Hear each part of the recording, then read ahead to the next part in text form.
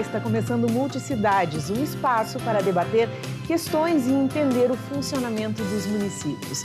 Eu sou Fernanda Esquiavo e fico contigo a partir de agora, aqui no Multicidades.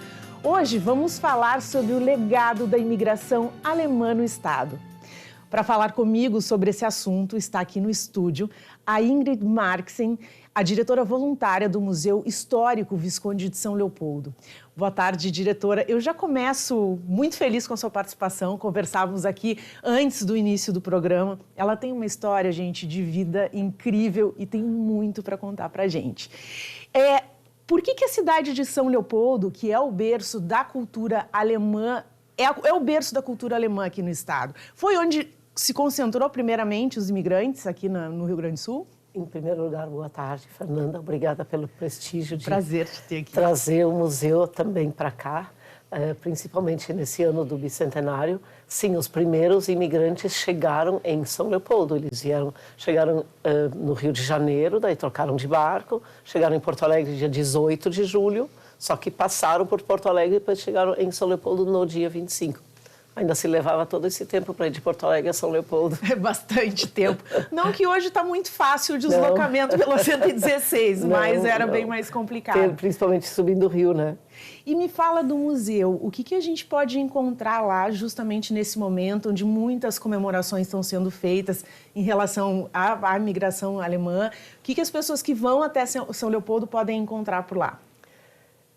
Podem encontrar histórias de vida, histórias, objetos. Nós temos muitos objetos e o museu é um museu privado que vive de doações, de mantenedores. Então, tem muita gente que toca a campainha lá e vem, eu trouxe isso para guardar aqui. Itens maravilhosos familiares. Itens maravilhosos familiares e tem dois lados isso. Por exemplo, uma família que tem muitos descendentes e todos querem aquela uma peça e para quem eu vou dar? Eu vou levar para o museu, todos vão ter acesso. Ah, olha aí, é uma boa ideia para quem vive essa situação em casa, né? Exatamente. Ou o contrário, ninguém quer, bom, então deixa lá no museu que aí as pessoas vão ter acesso. Principalmente de peças assim um pouco históricas. Um relógio, por exemplo, temos um relógio lá no museu que é mais alto do que qualquer apartamento hoje, o pé direito.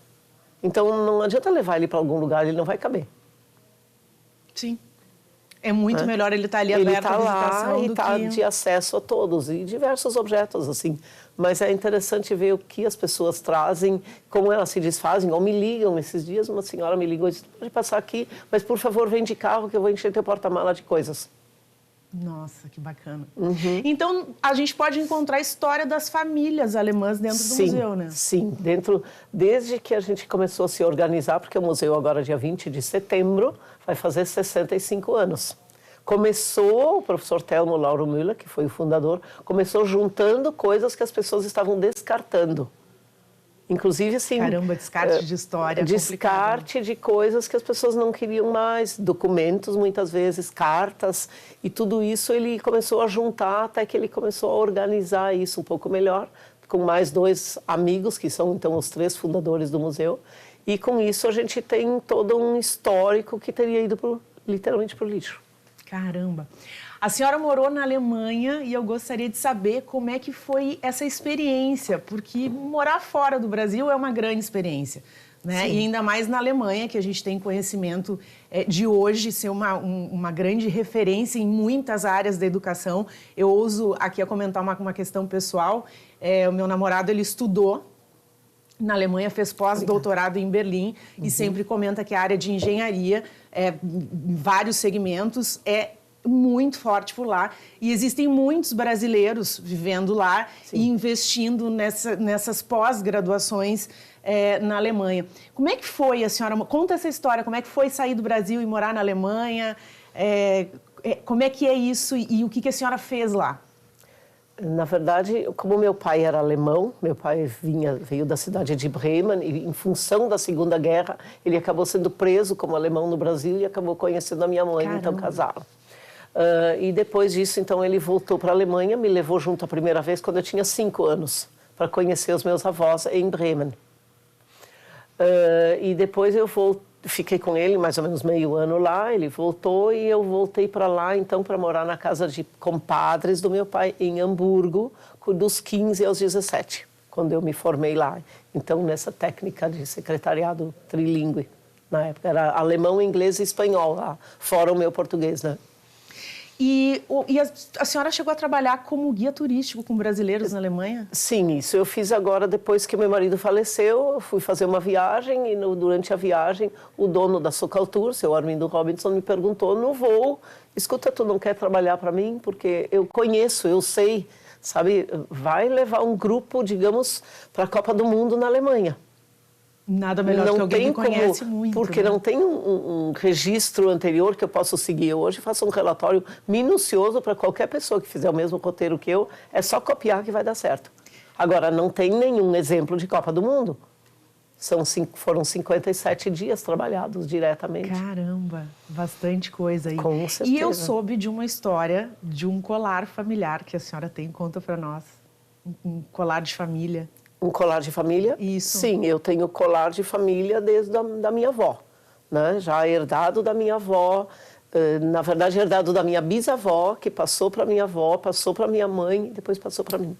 Que coisa maravilhosa. Eu sou muito histórica, assim, eu não estou de graça no museu, não. É porque a gente tem essa vontade. Pois eu ia lhe perguntar, por que a senhora resolveu ser voluntária no museu em São Leopoldo?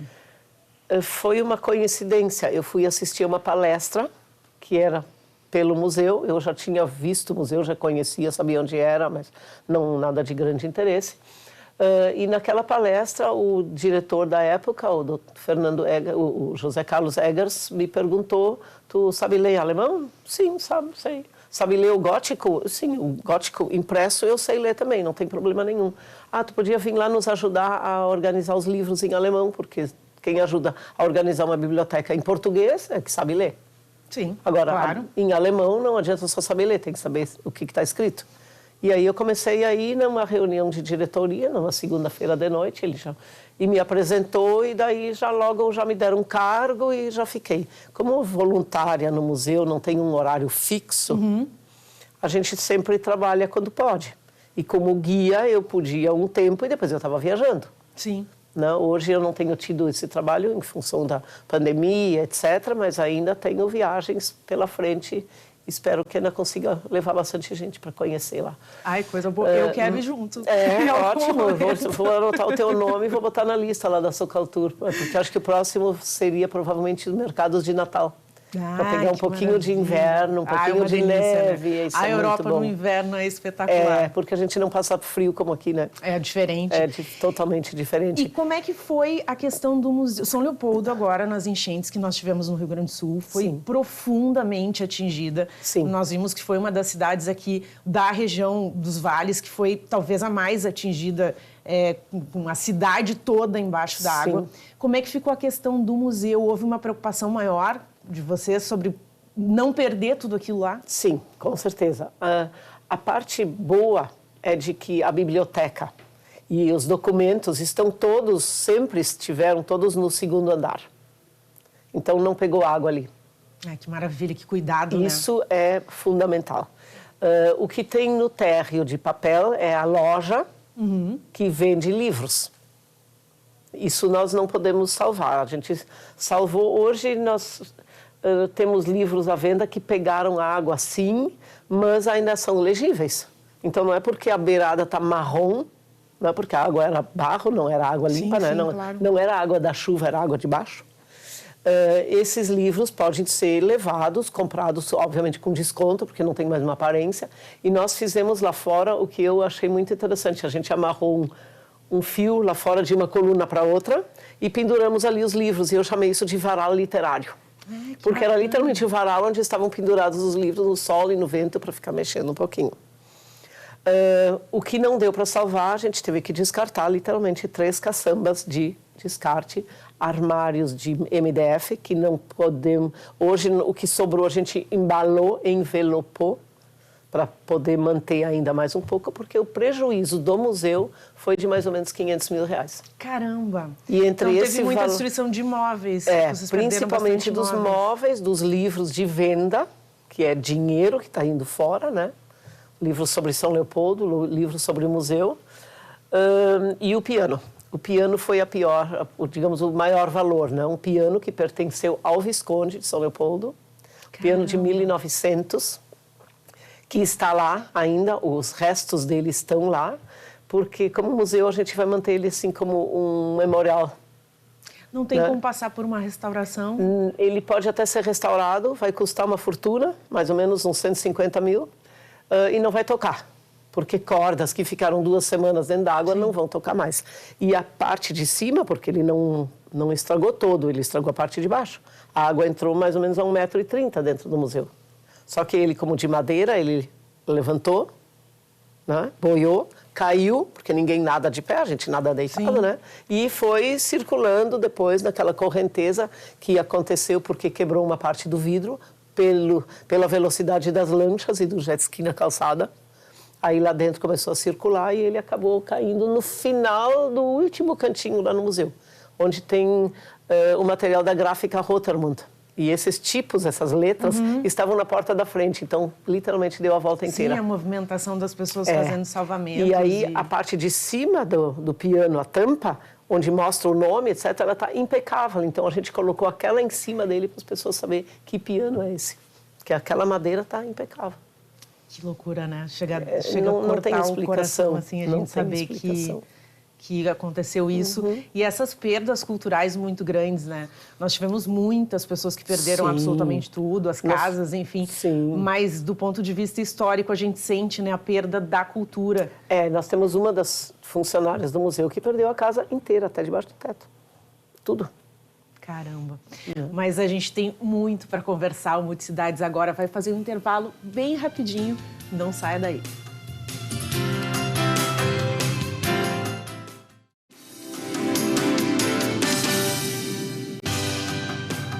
O Multicidades está de volta e o programa de hoje é muito especial, fala sobre a imigração alemã e o legado que nós temos aqui no Rio Grande do Sul. E comigo aqui a Ingrid, que ela é voluntária no Museu Alemão em São Leopoldo. Ingrid, a gente conversava sobre a questão você estudou na Alemanha, muitos jovens vão. Você percebe que existe um caminho de volta? Nós tivemos muitos alemães que vieram e colonizaram o nosso estado e praticamente tem uma importância absurda em vários setores, tanto na gastronomia quanto na pujança de cidades, né, na construção de cidades muito importantes no nosso estado. Existe hoje, dentro do cenário político atual que a gente vive, você consegue observar um retorno dos jovens alemães saindo do Brasil e retornando às suas origens? Sim, com certeza, porque muitos têm conhecimento das origens e são curiosos em ver de onde vieram seus antepassados. E quando vão lá e encontram familiares totalmente desconhecidos ou até, digamos, primos de mãe ou primos de vó, descendentes, eles não são aqueles parentes que se criaram juntos, mas eles têm um mesmo sobrenome, muitas vezes eles têm uma história que há 2, 3 gerações era a mesma. Mas isso é tão comum hoje que eu vou dizer sinceramente, a minha neta, com 18 anos e 2 dias, disse, eu e minha vida estamos emigrando e foi morar na Alemanha.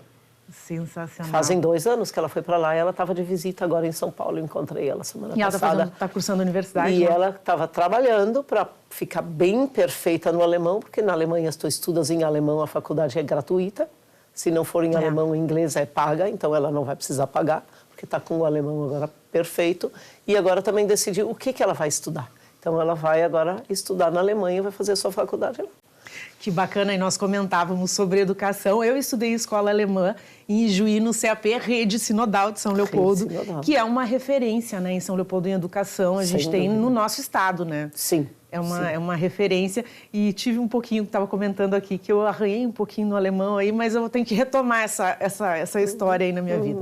Voltando a falar do museu, tem um objeto muito importante lá, que é a Bíblia Gótica. Até nós mostramos num especial que a gente está fazendo sobre a imigração alemã. Gostaria que você nos contasse um pouquinho mais sobre esse objeto. Essa Bíblia está ficando famosa, né? E realmente é um milagre. Eu sempre digo, só a Bíblia para fazer virar um milagre. Porque foi no dia 3 de maio, numa sexta-feira, estava chovendo, mas não tinha água parada na rua ainda, nada. A nossa funcionária, e ela não quer que diga o nome, ela não quer aparecer.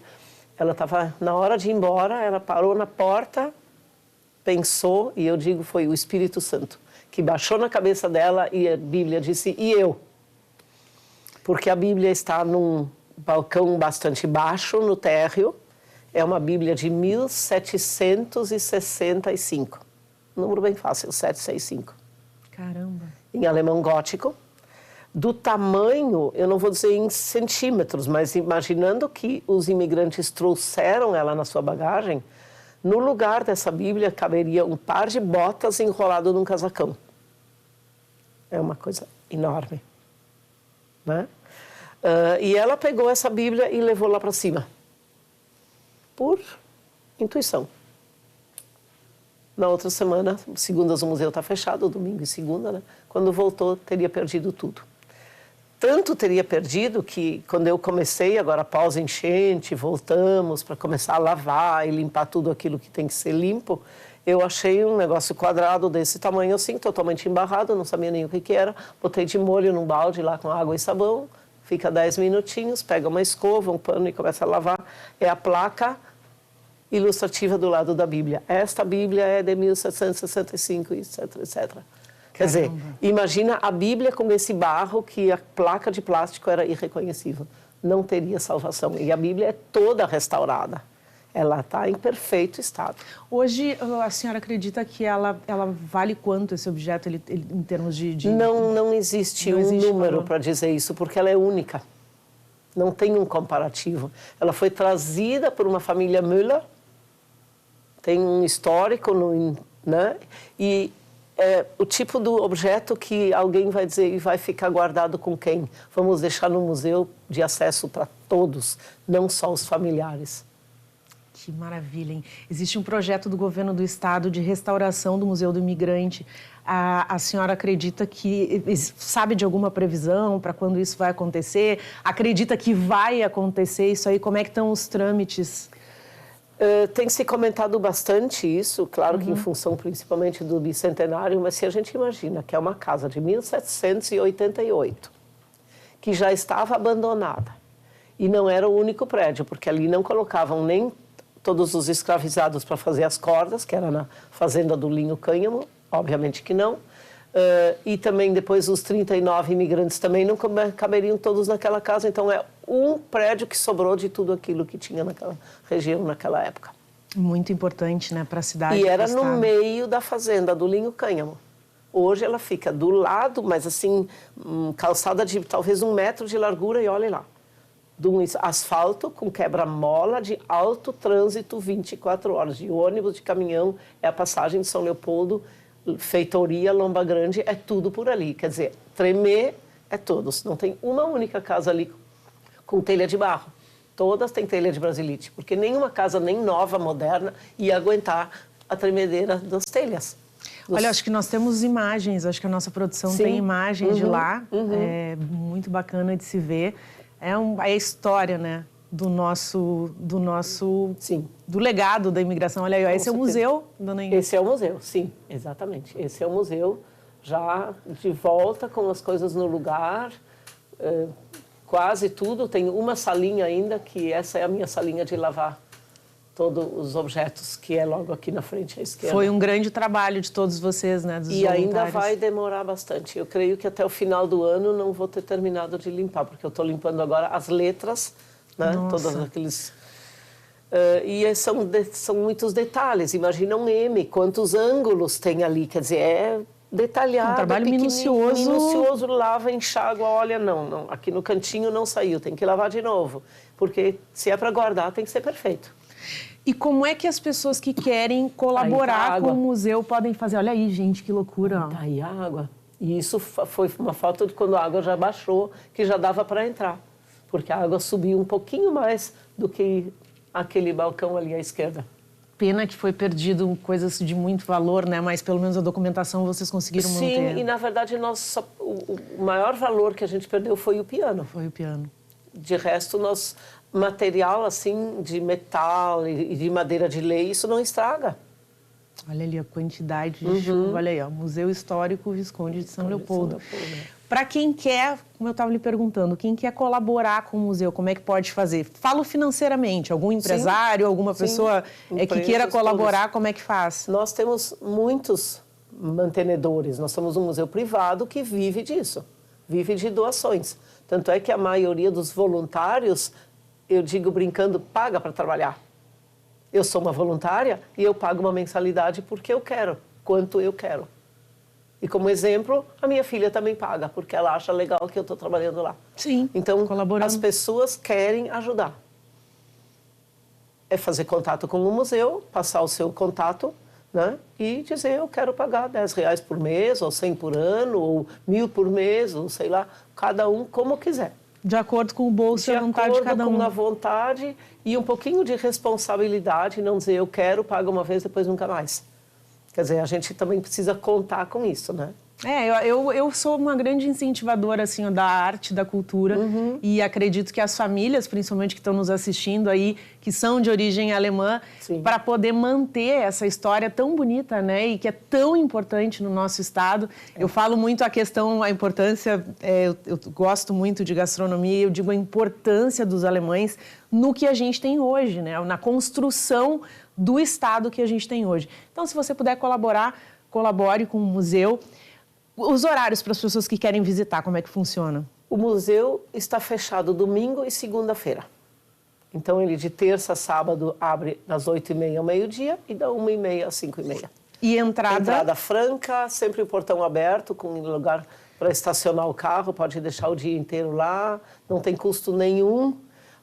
E a gente está vendendo miniaturas do monumento do centenário, né, que foi inaugurado até há 100 anos atrás.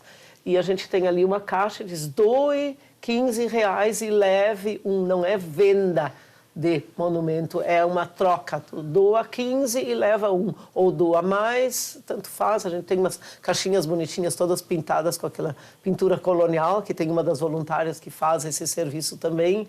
Então, tudo é feito com muito carinho para deixar o voluntário feliz, o mantenedor feliz. Ele vem e diz, vale a pena.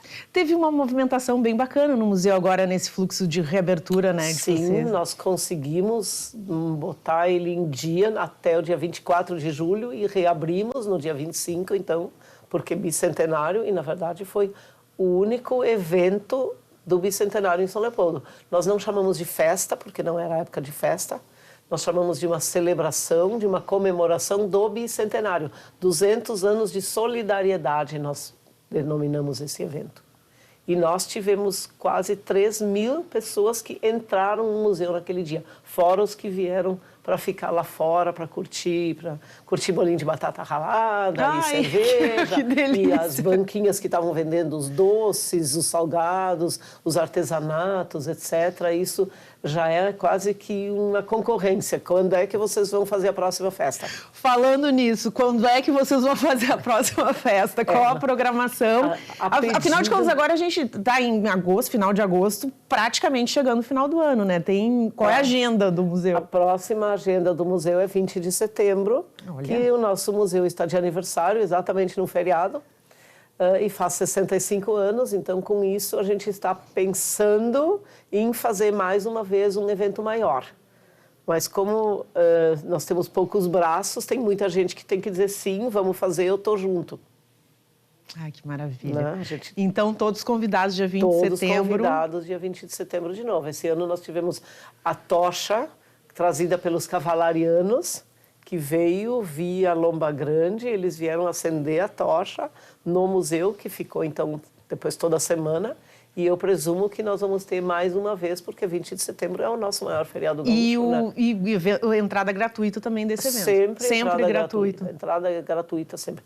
Eu sempre digo, entrada franca, coleta na saída. Ai, se quiser, pode ajudar.